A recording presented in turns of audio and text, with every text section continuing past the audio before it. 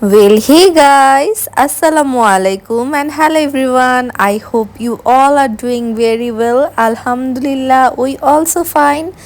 So, this vlog is about my husband's birthday and also a special announcement. So, please watch the entire vlog. আমি আমার হাজবেন্ডের birthday gift কেনার জন্য চলে গেলাম শপিং করতে। আমি নিয়েছিলাম ওর জন্য এই মেটালের ওয়াচটা, আরও কিছু ক্রোকারিসের আইটেম নেওয়া হয়েছিল। এই আইসক্রিম বোলগুলো আমি নিয়েছিলাম। আর ক্রোকারির জিনিস দেখলে কোনো কিছুই মাথা ঠিক থাকে না। আর সাথে নিয়েছিলাম একটা টার্কিশ গ্লাসের সেট। এরপর 5th অফ সেপ্টেম্বর ফ্রাইডেতে আমি চলে গিয়েছিলাম কেক কেনার জন্য, যেহেতু 12টা বাজে সারপ্রাইজ দিব। আর কেকের ভেরিয়েশন অনেকগুলো ছিল, দেন এটা আমি সিলেক্ট করলাম আর নিয়ে আসলাম। এরপর সিম্পল কিছু ডেকোরেট করলাম, যেহেতু আম্মু একটু সিক, তাই হচ্ছে সুন্দর করে ডেকোরেশনের টাইমটা পাইনি, বাট যতটুক সিম্পলের মধ্যে সুন্দর করা যায় সেটাই চেষ্টা করেছি।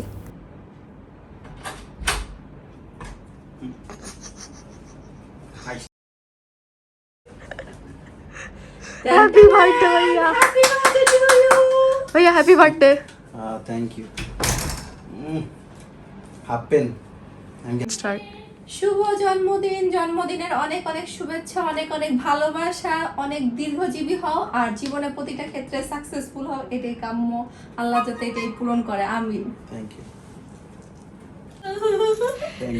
Happy birthday to you Jafrin. যাও তুমি গিফট। পুরা মানুষের ওর জন্য পালন করতে আইছি। Happy birthday. Thank you. আরে বাবা রে বাবা, এটা সাংসারিক জিনিস। Happy birthday. সাংসারিক জিনিস। Happy birthday to you. Happy birthday to you. এত বড় কি? এটা তো আমার মুখ। আর আম্মুর যেহেতু অপারেশন হয়েছে, তাই আম্মু কেক কাটিংয়ের সময় যেতে পারেনি। যেহেতু একটু রেস্টেই থাকা উচিত, তাই আম্মুর রুমেই দেখা করতে চলে আসলাম।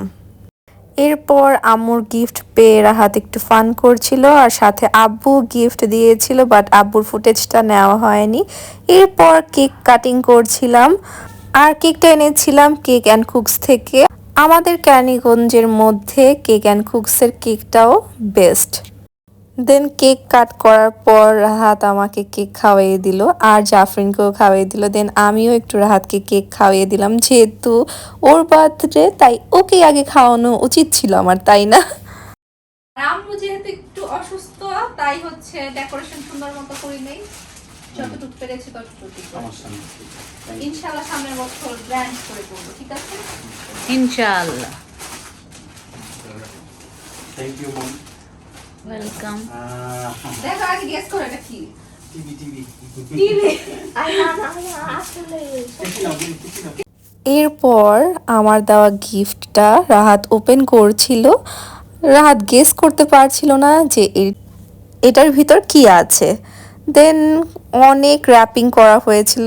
এই গিফটটা র্যাপিং করতে অনেক প্যারাও খেতে হয়েছে, বাট ব্যাপার না, ফাইনালি ওপেন হয়ে গিয়েছে আর গিফটটা পেয়ে রাহাত হ্যাপি হয়েছে। নতুন সংসারের জন্য একটা কার্যকরী জিনিস দেওয়া হয়েছে, কেমন লেগেছে বলো? না ধন্যবাদ, এটা তো কিনতে হইতই, এমনিতে পেয়ে গেলাম হিসাবে। সো ওয়াচটা কেমন হয়েছে অবশ্যই জানাবেন। এরপর রাহাত আর আমি একটু কোয়ালিটি টাইম স্পেন্ড করতে চলে গিয়েছিলাম বাহিরে। আমরা গিয়েছিলাম ডিমসাম টাউনে। বেসিক্যালি আমাদের প্ল্যান ছিল যে আমরা কফি ডেটে যাব, বাট বের হওয়ার পর আমার ক্রেভিং উঠেছিল স্টিকি রাইস খাওয়ার জন্য, তাই আমরা চলে গিয়েছিলাম ডিমসাম টাউনে। আর হ্যাঁ, তারা ওয়েলকাম ড্রিঙ্কস হিসেবে আমাদের রং চা সার্ভ করেছিল, আর আমরা অর্ডার করেছিলাম পাদ থাই নুডলস, যেটা আমার অনেক ফেভারিট। আমরা মিক্সডটা নিয়েছিলাম, প্রন চিকেন যেটা মিক্সড থাকে সেটাই। আর নুডলসটার সাথে একটু লেমন স্কুইজ করে নেবেন, আর সাথে একটু চিলি অয়েলটা অ্যাড করে নিলে টেস্টটা অসাধারণ হয়ে যাবে। রিভিউ দাও। ভালো, অথেন্টিক। সাথে নিয়েছিলাম পিওর ডার্ক শেকটা আমার কাছে ভালো লেগেছে। প্রতিটা সিপে ডার্ক চকলেট ক্রাশ করে যে দিয়েছিল শেকের ভিতর, সেটাই আসছিল আমার কাছে, তাই ভালো লাগছিল, একটু হেভি ছিল। আর সাথে নিয়েছিলাম আমার all time favourite mango sticky rice with coconut ice cream. আমার কাছে স্টিকি রাইসটা একটু বেশি সুইট মনে হয়েছে, মানে আমি একটু লাইট যে সুইটটা সেটা খেতে কমফোর্ট ফিল করি, আমার কাছে ভালো লাগে, বাট একটু বেশি সুইট ছিল। বাট টেস্ট ওভারঅল ভালোই ছিল, খারাপ বলা যাবে না। আর উপরে তারা কিছু ওয়ালনাটস সার্ভ করেছিল। দেন অনেকক্ষণ আড্ডা দিয়ে খাওয়া দাওয়া শেষ করে কিছু পিকচার্স তুলে নিলাম। অ্যাকচুয়ালি আমার হাজব্যান্ড হচ্ছে আমার ফ্রেন্ডের মতো, ও আমার হাজব্যান্ডের চেয়ে আমার ফ্রেন্ড বেশি, আলহামদুলিল্লাহ সব কিছুর জন্য। এরপর রাহাত আমার জন্য বেলি ফুল নিয়ে আসলো, আমাকে পরিয়ে দিচ্ছিল। দেন যেতে যেতে একটু ভিডিও করে নিচ্ছিলাম। আর ঠান্ডা ঠান্ডা বাতাস খেতে খেতে চলে আসলাম বাসায়। আর হাজব্যান্ডের বার্থডে বলে কথা, স্পেশাল কিছু না বানালে কি হয়, তাই বানিয়েছিলাম Chinese item, chicken sizzling, chicken fry, sweet and sour prawn and rice, যেটা অনেক লেট নাইট করে আমরা খেয়েছিলাম। আর মোস্ট ইম্পর্ট্যান্ট একটা অ্যানাউন্সমেন্ট করতে যাচ্ছি। প্রিপারেশন দেখে কি মনে হচ্ছে আপনাদের, গেস করুন তো। ওকে, আর সাসপেনশন না রেখে বলেই দিই, কিন্তু এর আগে মেনুগুলো বলে নেই। রান্না করা হয়েছিল সাদা পোলাও, মুরগির রেজালা, চিকেন ভেজিটেবল, ডিম আর চিকেন রোস্ট। সো এতগুলো প্রিপারেশন হচ্ছিল কারণ সবাইকে আমাদের বাসায় সেদিন দাওয়াত করা হয়েছিল। আর দাওয়াতটা ছিল বেসিক্যালি রাহাত এবং আমার বিয়ের যে অনুষ্ঠানটা, সেটার ডেটটা ফিক্সড হয়ে গিয়েছে আলহামদুলিল্লাহ। এটার খুশিতে আব্বু সবাইকে ইনভাইট করেছিল, বাট ডেটটা কবে সেটা আপনাদের এখন বলবো না। যদি আমার প্রত্যেকটা ভ্লগ কিভাবে কি করছি দেখতে চান, তাহলে অবশ্যই সাবস্ক্রাইব করতে ভুলবেন না। এসেছে অনেক দেরি করে, আমার পিচ্ছির জ্বর আর না অনেক- বুড়া পিচ্ছির জ্বর আর অনেক বলছে আমি বিয়েতে দাওয়াত দিব না।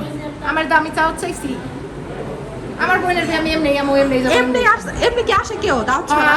না না দাও না গোকে তুমি তো কি না সোসাইটি আমরা খুশি হইতাছে না, আলহামদুলিল্লাহ আমি শুধু আমার দুলা ভাইকে আর আমার দুই ভাইকে দেখা নিতে দেখা যাচ্ছি। দেখা আইসা না আবার বাই।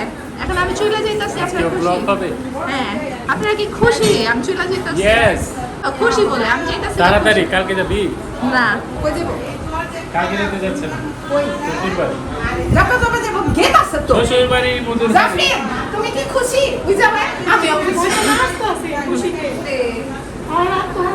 সো এটাই ছিল আজকের ভ্লগ। দেখা হবে নেক্সট ভ্লগে, ততক্ষণ ভালো থাকবেন, সুস্থ থাকবেন, আল্লাহ হাফেজ।